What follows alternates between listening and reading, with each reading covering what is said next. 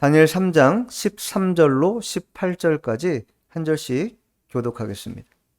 느부갓네살 왕이 노하고 분하여 사드락과 메삭과 아벳느고를 끌어오라 말하매 드디어 그 사람들을 왕의 앞으로 끌어온지라. 느부갓네살이 그들에게 물어 이르되 사드락 메삭 아벳느고야 너희가 내 신을 섬기지 아니하며 내가 세운 금신상에게 절하지 아니한다 하니 사실이냐. 이제라도 너희가 준비하였다가 나팔과 피리와 수금과 사명금과 양금과 생황과 및 모든 악기 소리를 들을 때 내가 만든 신상 앞에 엎드려 절하면 좋거니와 너희가 만일 절하지 아니하면 즉시 너희를 맹렬히 타는 풀무불 가운데 던져 넣을 것이니 능히 너희를 내 손에서 건져낼 신이 누구이겠느냐 하니 사드락과 메삭과 아벳느고가 왕에게 대답하여 이르되 느부갓네살이여 우리가 이 일에 대하여 왕에게 대답할 필요가 없나이다. 왕이여 우리가 섬기는 하나님이 계시다면 우리를 맹렬히 타는 풀무불 가운데에서 능히 건져내시겠고 왕의 손에서도 건져내시리이다.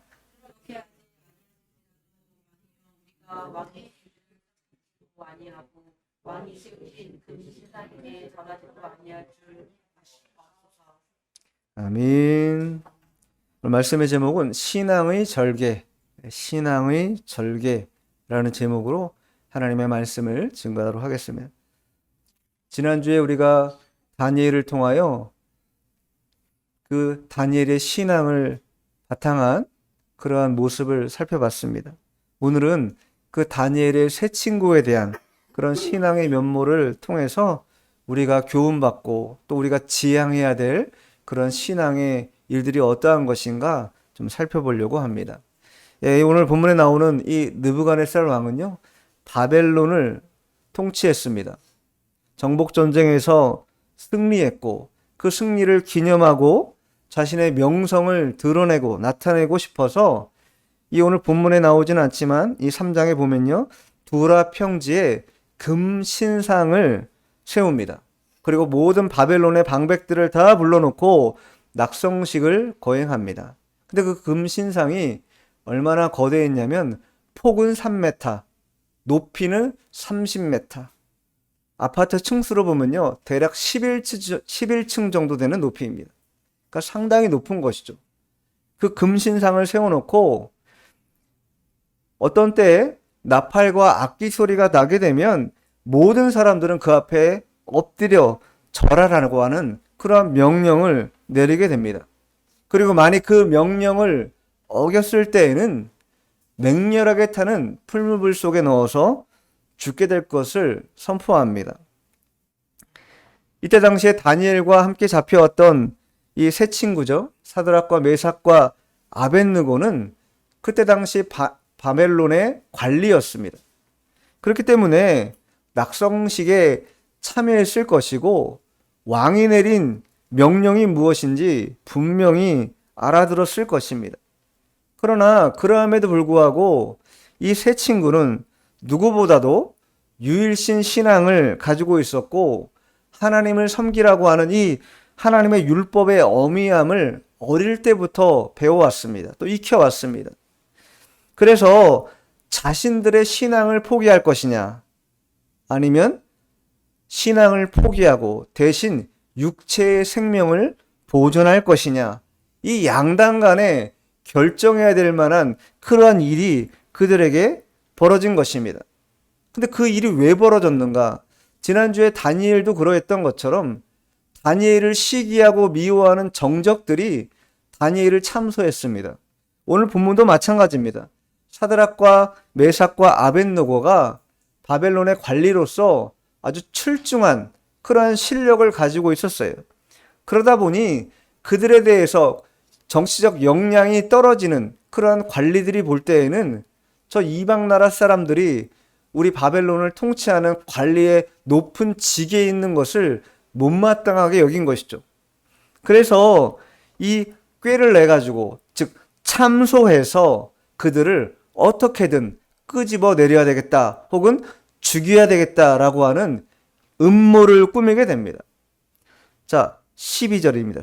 3장 12절 같이 한번 읽어보도록 하겠습니다. 시작. 이제면 유다 사람 사드락과 메삭과 아벳느고는 왕이 세워 바벨론 지방을 다스리게 하신 자이거늘 왕이여 이 사람들이 왕을 높이지 아니하며 왕의 신들을 섬기지 아니하며 왕이 세우신 금신상에게 절하지 아니하나이다. 네. 사드락과 메삭과 아벳느고가 왕의 명령을 따라가지 않고 불순종하고 또 왕이 세워놓은 그 금신상에 절하지도 않고 섬기지도 않는 그러한 일들을 행한다라고 이 누군가가 느부갓네살 왕에게 고소한 것이죠. 그리고 그 소식을 들은 느부갓네살 왕이 그 세 친구를 끌어올 것을 명령합니다. 그리고 오늘 본문이 시작되는데, 자, 본문 13절 한번 읽어보자. 느부갓네살 왕이 노하고 분하여 사드락과 메삭과 아벳느고를 끌어오라 말하매 드디어 그 사람들을 왕이 앞으로 끌어온지라. 느부갓네살 왕이 노하고 분했다. 분노한 이유가 무엇입니까? 자신의 명령을 불순종했기 때문입니다. 그러나 사드락, 메삭, 아벳느고의 입장에서 볼 때는 들어줄 수 있는 요청이 있고 들어줄 수 없는 요청이 있었습니다. 기준이 명확했어요. 오늘날 우리 신자들은 이 기준이 불분명한 게 신앙의 낭패를 그런 볼 때가 많이 있습니다. 분명해야 되는데 분명히 선언해야 될 그때에 분명하지 못하고 움츠러들고 뒤로 물러나는 그런 상황을 맞이하기 때문에 이 기준이 불명확해지는 것입니다. 점점 더. 이 느부갓네살 왕의 명령에 대해서 불순종할 수밖에 없는 것이죠. 그리고 그것은 자신들의 신앙에 도전하고 있는 것과 똑같은 것이었습니다. 3장 8절도 한번 읽어보죠. 그때 어떤 갈대아 사람들이 나와 유대 사람들을 참소하니라. 그때 어떤 갈대아 사람들, 즉 바벨론 사람들이 나와서 유다 사람들을 참소했다. 유다 사람들은요, 그때 당시에 포로 생활하고 있는 사람들이었습니다. 그런데 그들은 여호와 하나님 유일 신앙을 가지고 있었기 때문에 이방의 우상 숭배, 즉 절하고 섬기는 그 일은 행할 수 없었던 것이. 그래서 여호와 유일 신앙의 이 절개를 지키고 있었어요. 다니엘의 세 친구도 마찬가지였습니다. 그런데 그 신앙, 그 결기 있는 그 신앙을 무너뜨리기 위한 괴계가 펼쳐진 것이, 그리고 그것을 뭐라고 말하고 있냐? 3장 8절에는 유다 사람들을 참소하니라. 이 참소한 것을 통해서 결국은 사달이 나고 만 것이. 그런데 표면적으로는요, 이 바벨론의 관리들이 사드락, 메삭, 아벳느고를 제거하기 위하여 참소한 것입니다. 표면적으로 나타나는 것은 그렇습니다. 그러나 그 이면에는 어떠한 역사가 있는 것인가? 영적인 역사가 있는 것이죠. 어둠의 역사가 있는 것이. 신앙인이 그 신앙의 기준을 똑바로 하려고 하는 그때에 그 신앙을 흔들어서 무너뜨려서 기준 없는 신앙으로 만들려고 하는 악한 영들의 괴계가 그 속에 있다라는 것입니다.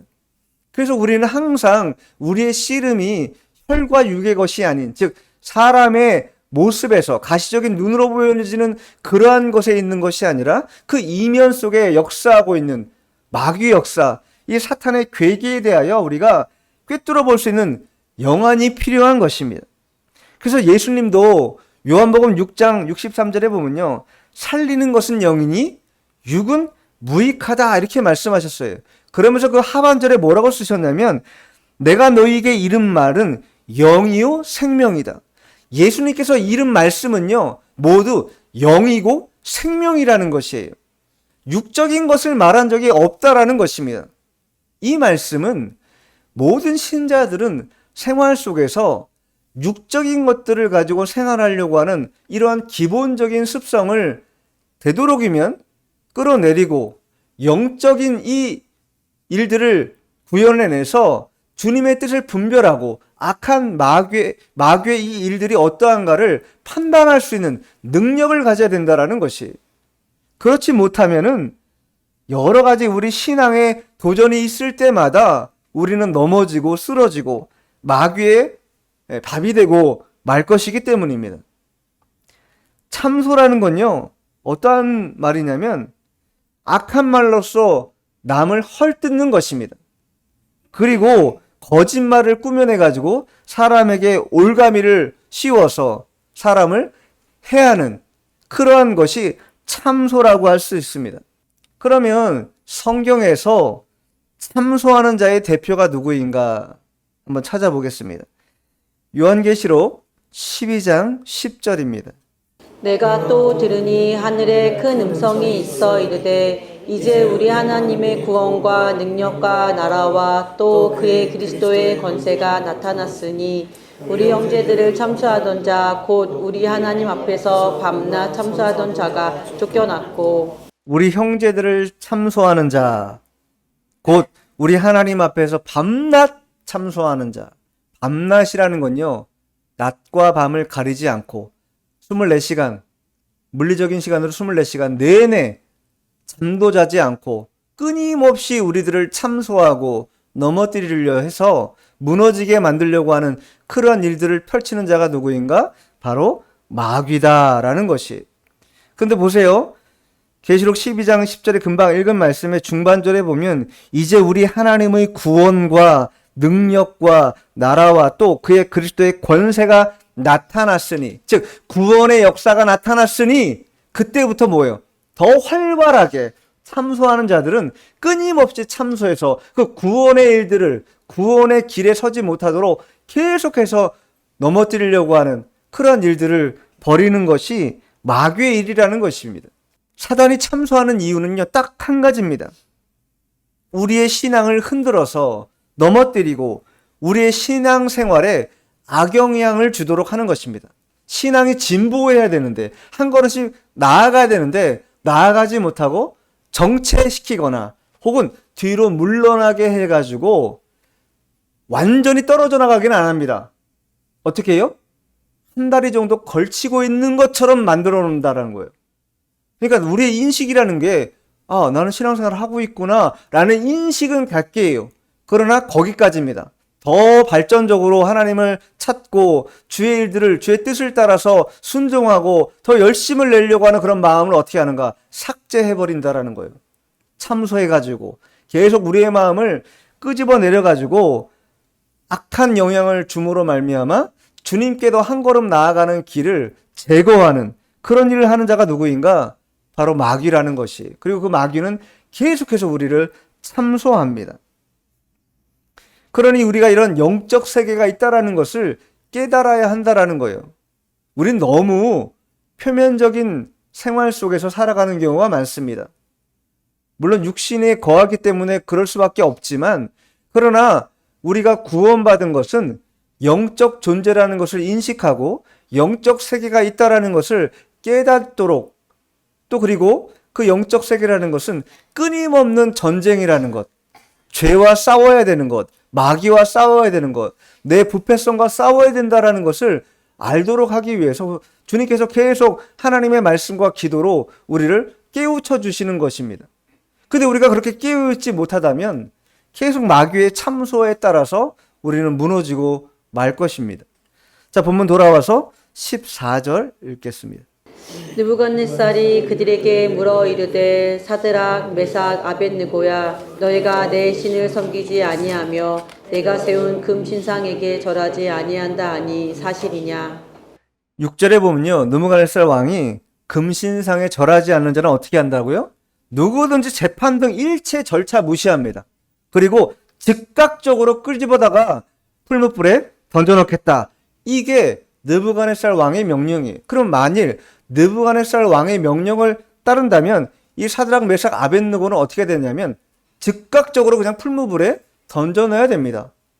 그런데 14절 하반절에 뭐라고 써 있어요? 그 신상에게 절하지 아니하니 짐짓 그리하였느냐?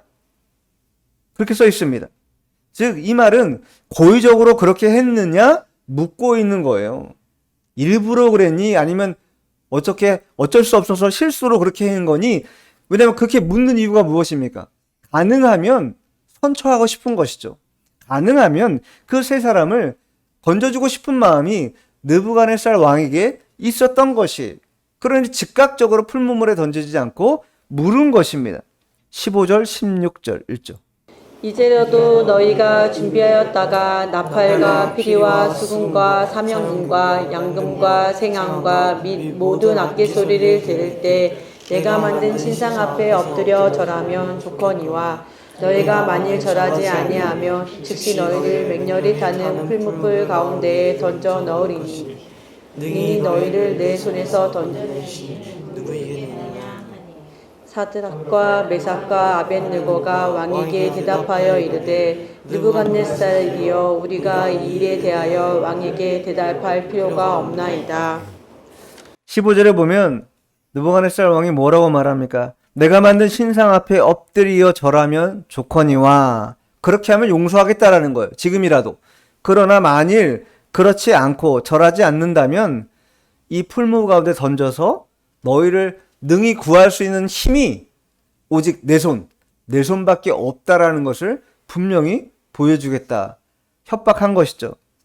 그러니까 이것은 느부갓네살 왕이 새 친구에 대하여 회유하고 협박하는 그런 상황이라는 거예요. 이 새 친구의 입장에서 보면요. 신앙을 포기하라는 것이. 신앙 포기하고 이 금신상에 절하면은 내가 살려주겠다. 그러나 만일 신앙을 포기하지 않고 지금처럼 그렇게 고집부리고 끝까지 금신상에 절하지 않는다면 내가 너희들이 믿는 신보다도 월등한 능력이 있는 자라는 것을 분명히 보여주겠다. 이렇게 말하고 있는 것입니다. 그런데 그러한 협박과 회유에 대하여 사드락 메삭 아벳느고가 16절에 뭐라고 말해요? 끝에 보면 왕에게 대답할 필요가 없습니다. 얼마나 결기가 있어요. 왕에게 대답할 아무리 당신이 왕이고 권력자고 우리의 목숨을 앗아갈 수 있는 그런 힘을 가지고 있는 사람이라 할지라도 하나님 앞에서는 그러한 권세나 권력이 유지되지도 못하고 세워지지도 못할 것이라는 것을 확신한 것이. 그래서 왕이 그렇게 질문하는 일에 대하여 우리는 대답할 필요가 없습니다. 자신 있게 말한 것이. 왜냐하면 이 세 친구들은요, 삶과 죽음의 문제가 전적으로 하나님께 달려있다라는 것. 우리 인간의 생사화복이라는 것이 우리가 연장하고 싶다고 연장되어지지도 않고 또 축소해서 줄이고 싶다고 줄어지지도 않는다라는 것을 아주 정확하게 알고 있었어요. 모든 생명의 일들은 주관하시는 분이 누구이신가? 하나님 한 분밖에 없다라는 것. 그것을 깨닫고 있었기 때문에 전적으로 왕에게 맡기지 않고 하나님께 자신의 목숨을 맡긴 것이다. 완전히 의존하는 신앙인 것이죠. 완전 내어 맡기는 신앙입니다. 하나님의 처분에 맡기겠습니다. 이렇게 말하는 것과 똑같은 것이 이 참소하는 자들은요, 즉 마귀죠. 끝까지 협박합니다. 그러다가 안 되면 가장 최후의 무기를 뭘로 사용하는가? 사망 권세를 가지고 사용합니다. 너 안 그래? 그럼 너 죽일 거야. 이렇게 말한다라는 거예요. 그러나 이 세 친구는요, 그러한 사망 권세의 협박에도 불구하고 예수님이면은 우리에게 해답을 주실 수 있다. 확신을 가졌어요. 자, 마태복음 한번 찾아보죠. 마태복음 10장 28절. 몸은 죽여도 영혼은 능히 죽이지 못하는 자들을 두려워하지 말고 오직 몸과 영혼을 능히 지옥에 멸하실 수 있는 이를 두려워하라. 예수님이 분명히 말씀하셨어요. 몸은 죽여도, 즉 사망 권세는요, 몸을 죽이는 데까지는 행사할 수 있습니다. 권력을. 그러나 무엇을 행사할 수 없어요? 영혼을 죽일 수 있는 힘은 그에게 주어지지 않았다. 오히려 몸과 영혼을 함께 지옥불에 멸할 수 있는 분이 누구이신가? 하나님 한 분밖에 없다라는 거예요. 그러니 몸을 죽이려고 하는 자들에 대하여 그 위협과 협박에 무너지지 말고 몸과 영혼을 함께 멸하시고 또 그것을 함께 살리실 수도 있는 분에게 끝까지 뭐하라는 거예요? 순종하라는 것이죠. 그 뜻에 합당하게 행하라는 것입니다. 많은 신앙인들이요, 이 사드락 메삭 아벳느고가 겪고 있는 상황처럼 사방이 막혀 있는 듯한 그런 환란의 시간을 보낼 때가 있습니다. 어려움을 극복하지 못하고 어찌해야 될 바를 모르는 그러한 시간을 마주칠 때가 있다라는 거예요. 그러면 그러할 때 우리가 어떻게 해야 될 것인가? 오늘 본문에 등장하는 사드락, 메삭, 아벳느고가 우리에게 보여주고 있는 것처럼 우리가 만난 환난이라는 것은요, 그 환난조차도 하나님이 허락하셨기 때문에 환난이 주어진다라는 것을 아주 명확하게 깨닫고 있었어요. 그러면 그 환난을 허락하신 분이 그 환난 속에서 우리를 건져내실 것도 자명한 사실이라는 것을 이 세 친구는 분명히 알았던 것입니다. 그래서 그들은 전혀 두려움 없이 느부갓네살 왕이 협박과 위협하고 회유하는 그때 왕에게 이렇게 담대하게 말하는 거예요. 왕이시여, 대답할 필요 없습니다. 왕한테 그런 권세 없습니다. 분명히 말하고 있는 것이 1차 세계대전 당시에 한 남자가 있었다고 합니다. 그 남자가 배를 타고 대서양을 지나가고 있는데 전쟁 상황이었기 때문에 바다에서 물에서도 또 하늘에서도 언제 폭탄이 떨어져 가지고 자신이 타고 가는 배가 폭격당할지 죽을지 모르는 그런 상황에 대서양을 건넌다는 오랜 시간 건너는 거 아니겠습니까? 오랜 시간 동안 그 위협의 일들이 계속 벌어지는 그런 순간이었다고 합니다. 그럴 때 마음에 두려움이 찾아오면서 이 사람이 하나님께서 그 성경을 끄집어내서 읽으라고 하는 그런 감동을 받은 거예요. 그래가지고 그 두려운 마음 가운데 성경을 찾아서 읽었는데 그 성경 본문이 어디냐고 하면 자, 욥기인데 욥기 한번 찾아보죠. 환난과 공고를 만났을 때 하나님의 백성들이 어떻게 처신하는 것이 합당한가? 욥기에 분명하게 나타납니다. 욥기 5장 19절 20절을 다 같이 찾아보겠습니다. 6가지 환난에서 너를 구원하시며 7가지 환난이라도 그 재앙이 내게 미치지 않게 하시며 기근 때문에 죽음에서 전쟁 때 칼의 위협에서 너를 구원하실 터인즉. 예. 그 한 남자가 끄집어내서 읽은 그 성경의 말씀이 바로 이 욥기 5장 19절 20절 말씀이었다라는 거예요. 6가지 환난에서 너를 구원하실 뿐만 아니라 7가지 환난이 재앙이 임한다 할지라도 어떻게 하신다는 거예요? 너를 구원하실 것이다.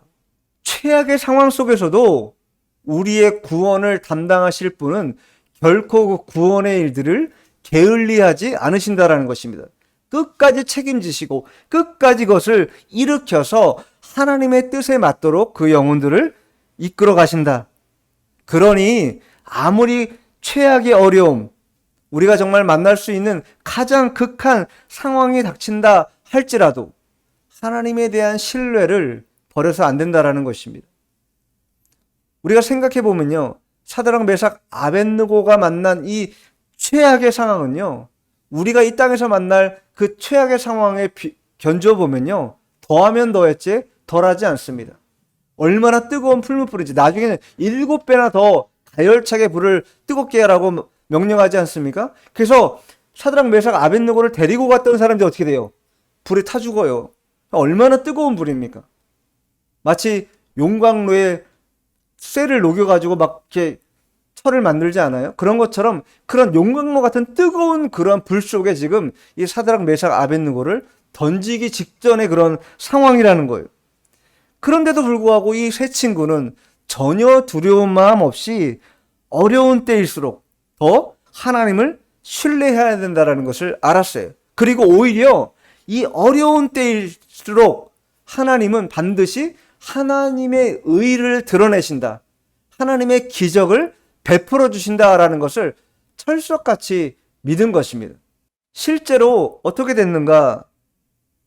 다니엘 3장, 오늘 본문 아닌데 25절. 왕이 또 말하여 이르되 내가 보니 결박되지 아니한 네 사람이 불 가운데로 다니는데 상하지도 아니하였고 그 넷째의 모양은 신들의 아들과 같도다 하고. 예. 네 사람이 불 가운데 다녔다. 근데 상하지도 않았다. 근데 그 넷째 모양을 봤더니 신들의 아들과 같다. 이렇게 왕이 본 모습을 성경이 묘사하고 있는 것입니다. 풀무불에 던져진 그것도 7배나 뜨거워진 풀무불에 던져진 사드락 메삭 아벳느고가 그 속에서 불타 사라질 것처럼 생각했지만 오히려 불타 사라지는 것이 아니라 하나님의 신이죠. 예수님께서 그들을 끝까지 보호하시는 그런 상황을 만나게 된 것이 주님의 보호와 위로가 분명히 있다라는 거예요. 아무리 최악의 상황이라 할지라도. 다윗이 시편 23편에서 고백하지 않습니까? 우리가 사망의 음침한 골짜기로 다닐지라도 해를 두려워하지 않을 것은 주께서 나와 함께 하시기 때문이다. 예수님 우리와 함께 하시기 때문에 그 뜨거운 풀무불에 들어간다 한들 우리가 죽을 것인가? 아니, 분명하게 구원받을 것이다 라는 것을 우리 스스로도 믿어야 한다라는 거예요. 우리가 그런 믿음 없이 나아간다면 어떻게 그 구원의 반열에 동참할 수 있겠습니까? 사망의 음침한 골짜기로 우리가 아무리 건넌다 해도 하나님이 함께 하시면 능히 건져내시고 일으키실 수 있는 그런 전지전능하신 하나님께서 우리와 함께 하신다는 것을 확신해야 된다는 것이. 자, 본문 돌아와서 17절 읽어보겠습니다. 왕이여 우리가 섬기는 하나님이 계시다면 우리를 맹렬히 타는 풀불 가운데에서 능히 건져내시겠고 왕의 손에서도 건져내시리이다. 15절에 보면요, 느부갓네살 왕은요 자신이 명령이 아니고서는 너희 세 사람을 구해낼 방도가 없다 분명히 단언합니다. 그런데 이 세 친구는 뭐라고 말해요? 하나님이 계시면. 여기 조금 의아스럽죠. 왜 하나님이 계시면이라고 왜 조건적인 이렇게 표현을 하고 있을까? 근데 원문에 보면요, if it be so라고 만일 그렇게 된다면 이란 뜻입니다. 즉 자신들이 풀무불에 들어간다 할지라도 다른 성경에는요 뭐라고 써있냐면 이렇게 써있어요. 만일 그렇게 된다면 왕이시여 우리가 섬기는 우리의 하나님께서 맹렬히 불타는 용광로에서 우리를 구해내실 것이고 또 왕의 손에서도 구해주실 것입니다. 이렇게 표현하고 있다는 거예요. 전적으로 주님을 신뢰했고 왕의 명령이라 할지라도 왕이 그 구원의 일들을 행사하는 자가 아니라 하나님께서 구원의 일들을 행사하는 분이라는 것을 아주 분명히 알았기 때문에 죽음의 직전에서도 왕에게 살려달라고 비굴하게 벌벌벌 떨면서 애원하는 그러한 마음이 아니라 맹렬히 타는 풀무불 가운데서도 능히 하나님이 우리를 건져내 주실 뿐만 아니라 왕의 손에서도 우리를 건져내실 것입니다. 확고하게 대답하고 있는 거예요. 왕의 권력이 아무리 크다고 한들 하나님의 권세, 권능에 비견할 수 있겠습니까? 하나님은 우주 만물을 창조하시고 다스리시는 분이신데 어떻게 그렇게 할 수 있겠냐고요. 그러면 이 세 친구가 어떻게 그것을 깨달을 수 있었는가?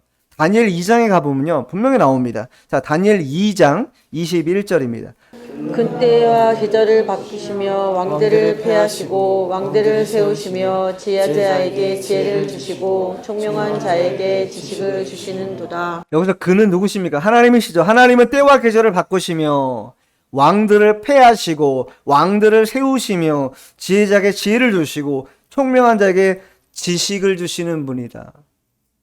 왕들을 세우는 것, 패해지는 것, 나라가 일어서는 것, 망하는 것, 이런 모든 일련의 일들이라는 것이 사람이 행하는 것 같지만 사람이 하는 것이 아니라 살아계신 하나님께서 역사하시고 주장하신다라는 것을 세 친구와 다니엘은 분명히 알았던 것이, 절개가 있었기 때문에 결코 흔들림 없이 풀무불이라도 들어가겠다 이렇게 말하고 있는 것이에요.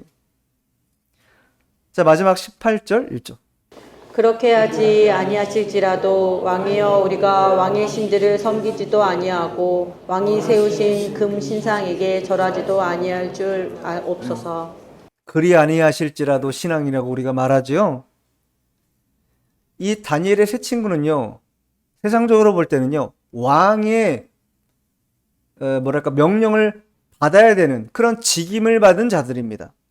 그러나 한편으로는 또 하나님의 백성이라고 하는 이 의무와 책임도 같이 행해야 되는 그러한 자들이었습니다. 근데 그게 어떻게 된 거예요? 지금 충돌한 것이에요. 세상의 직임도 물론 중요하지만 그러나 먼저 앞세워야 될 것이 있는데 그것이 무엇이냐? 하나님의 뜻이다. 하나님의 뜻이라면요, 우리가 세상의 일일, 세상의 소임이라 할지라도 어떨 때는요, 내려놔야 된다라는 거예요.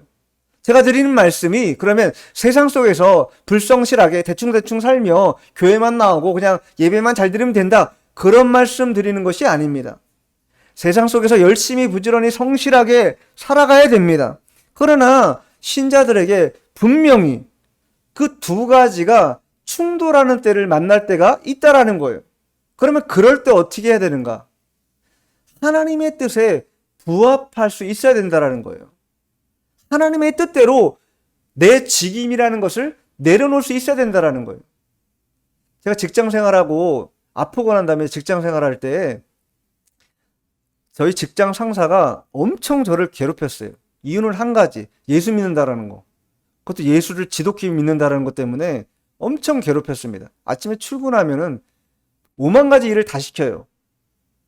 그리고 심지어 회식 같은 거 하는데 회식도 잘 안 가려고 하고, 가도 술도 안 마시고 가만히 뭐 사이다나 이런 거 마시고 있으니까 얼마나 꼴보기 싫었는지 엄청 괴롭혔어요, 진짜로. 그런데 제 입장에서는 직장 상사가 나에게 요구하는 것이 있습니다. 그 내가 해야 될 직임이죠. 그러나 그것보다 우선해야 될 것이 있다라는 것을 명확히 깨달은 것이에요. 그 이전까지는 그래 대충 뭐 이렇게 하다가 하나님도 나 이해하시겠지 생각하면서 사람의 눈치를 보고 사람이 원하는 대로 살아가야 내가 좀 진급도 빨리 할 것이고 뭔가 직장에서도 조금 쉽게 일이 풀릴 것이다라고 하는 그런 처세를 가지고 있었습니다. 그전에는. 그러나 우선순위가 명확해지고 난 뒤로는 결코 그러한 것 때문에 판단 기준이 흔들리지 않는다라는 거예요. 아무리 그런 위협과 그런 압박이 와도 하나님 앞에 하나님의 뜻이라고 한다면 안 할 것들은 안 하고 하지 말아야 될 것들은 하지 말아야 된다라는 것이 확고했다라는 거예요. 심지어 노래방까지 끌려가서 노래 안 부른다고 엄청 뭐라고 하고, 그것 때문에 제가 한 달 동안 새벽에 기도하면서 이런 고통 가운데서 나를 좀 이렇게 벗어날 수 있게 해달라고 기도를 엄청 했어요. 그랬더니 그 상사가 기운이 들어가지고 입원했어요. 내가 기도해서 그렇게 된 건 아닐 거라고 생각이 들어요. 그러나 어쨌든 그렇게 악하게 대응하니까 하나님이 병원에 입원하게 하시더라고. 근데 그 뒤로는 정말 저한테 그렇게까지 막 압박하진 않았어요. 쟤는 그렇게 해봐야 대례가 아니구나. 그리고 짐짓 포기해버리고 그냥 오든지 말든지 마시든지 안 마시든지 상관하지 않는 그러한 사람이 됐어요. 그 뒤로 직장생활 편했죠, 아주. 그러니까 한 번은 넘어가야 될 때가 있다라는 거예요. 근데 그 순간을 못 넘어가. 이랬다가 내가 저 사람한테 찍히면 내가 안 되지. 그래갖고 어떻게 해요? 나의 신앙의 이 절개를 포기해버릴 때가 있다라는 거예요. 그러니까 그렇게 해서는 안 된다라는 거예요. 하물며 술자리 가는 문제 가지고 그랬다고 한다면 오늘 이 세 친구는 뭐예요? 생명이 왔다 갔다 하는 상황이에요. 다니엘의 세 친구가 가지고 있던 그 믿음도 그와 같은 믿음이었다라는 거예요. 나를 반드시 건져내 주실 것이다. 건져내 주실 것이라는 것을 믿었지만 그럼에도 불구하고 18절에 뭐라고 말합니까? 만일 그리 아니하셔도 나는 결코 왕이나 왕의 신들에게 절하지도 않고 섬기지도 아니할 것을 분명히 왕은 아십시오. 이렇게 말하고 있다라는 거예요. 내가 육신에 불타 죽어도 나는 결코 우상에게 절하지 않겠습니다. 여기서 그리 아니하실지라도라는 것은요, 건져내 주지 않으신다 할지라도, 혹은 죽는 것이 하나님의 뜻이라면 이런 뜻이에요. 그럼 뭐 하겠다라는 거예요? 죽겠다라는 거예요. 이 육신의 생명에 연연하지 않겠다라는 거예요. 아까 예수님께서 마태복음 말씀하신 것처럼 육체와 영혼을 함께 멸하실 수 있는 분이 계시다는 걸 알기 때문에 분명한 노선을 갖고 있었던 것이 우선순위가 분명한 것이죠. 그래서 바울 사도는 누누이 이 문제에 대해서 많은 서신에 대해서 고백합니다. 자, 두 군데만 찾아볼게요. 시간 없는데 그래도 찾아보죠. 로마서 14장 8절 읽어보죠. 우리가 살아도 주를 위하여 살고 죽어도 주를 위하여 죽나니 그러므로 사나 죽으나 우리가 주의 것이로다. 우리가 살아도 주를 위해 살고 죽어도 주를 위해 죽는 거다. 자나 죽으나 우리는 다 주님의 것이다. 우리의 소유권은 나에게 없다. 우리의 소유권은 주님께 있다. 이렇게 인정하고 인식하고 바울은 그때껏 사는 것이. 자, 한 군데만 더 찾아보죠. 빌립보서 1장 20절. 나의 간절한 기대와 소망을 따라 아무 일에든지 부끄러워하지 아니하고 지금도 전과 같이 온전히 담대하여 살든지 죽든지 내 몸에서 그리스도가 존귀하게 되게 하려 하나니. 살고 죽는 거는 바울 사도에게 아무 문제거리가 되지 않았어요. 오직 한 가지 문제는 뭐냐? 오직 한 가지 하고자 하는 그 열망은 뭐였는가? 그리스도가 존귀하게 되는 것. 그리스도가 영광 받으시는 것. 그것이 있다라고 한다면 나는 죽어도 상관없고 살아도 상관없다. 죽든지 살든지 내 속에 있는 한 가지 소원은 바로 예수님이 존귀하게 되고 예수님의 일들이 나타나는 것. 그 일이라면 나는 아무런 상관도 없다라고 하는 신앙을 바울도 가지고 있었어요. 오늘 본문에 등장하는 사드락, 메삭, 아벳느고 또 다니엘도 그 신앙을 가지고 있었던 것입니다. 사람이 세상에 태어나서요, 살다가 죽는 것은 하나님께서 정해놓으신 것입니다. 오는 순서는 있어도 돌아가는 순서는 없다라고 우리가 말하지 않습니까? 어떤 이들은 늙어서 돌아가기도 하고 어떤 이들은 사고나 병으로 돌아가기도 합니다. 많은 그런 죽음의 일들이 있다라는 거예요. 그러나 우리가 그러한 죽음에 직면했을 때 두려워 벌벌 떨면서 어찌할 바를 모르는 그러한 사탄 마귀의 사망 권세 앞에 무릎을 꿇을 것인가? 아니면은 담대하게 내 육신의 생명은 걷어갈지 몰라도 내 영혼이 참된 안식으로 들어간다고 하는 이 확고한 믿음을 가지고 나아갈 것인가? 분명히 우리는요, 그 양갈래에서 분명한 노선을 가지고 있어야 됩니다. 오늘 이 사드락, 메삭, 아벳느고는 사망 권세 아래 놓여 있는 그런 아주 절체절명의 상황 속에서도 자신의 생명은 아랑곳하지 않고 오직 우리를 건져내실 분이 계시다 뿐만 아니라 그리 아니하실지라도 나는 결코 하나님의 뜻인 우상에게 절하거나 우상을 섬기는 일은 하지 않겠다. 결연하게 자신들의 신앙을 표현하고 있는 것입니다. 근데 우리가 이 영적 싸움에서 우리는 그걸 내가 어떻게 싸워낼 수 있을까? 어떻게 이 싸움에서 승리할 수 있을까? 마음에 의심을 품을 때가 있습니다. 그러나 여러분 결코 의심하지 마시기 바랍니다. 이 싸움은요, 내가 싸우는 것이 아니라는 것이. 자, 말씀 한 군데 찾아보고 마치겠습니다. 요한계시록 17장 14절. 그들이 어린 양과 더불어 싸우려니와 어린 양은 만주의 주시요 만왕의 왕이심으로 그들을 이기실 터이요 또 그와 함께 있는 자들 곧 부르심을 받고 택하심을 받은 진실한 자들도 이기리로다. 어린 양께서 이기실 것이고 그 어린 양께서 택하시고 부르심 받은 그 택한 백성들 또한 그 진실한 자들 또한 어떻게 된다고요? 분명히 이긴다. 성경이 증거하고 있습니다. 우리는요, 지거나 패배하는 사망 권세 아래 벌벌 떠는 자들이 아니라 사드락, 메삭, 아벳느고처럼 그렇게 이기는 자들이라는 것을 우리가 분명하게 알아야 할 것입니다. 기도하겠습니다.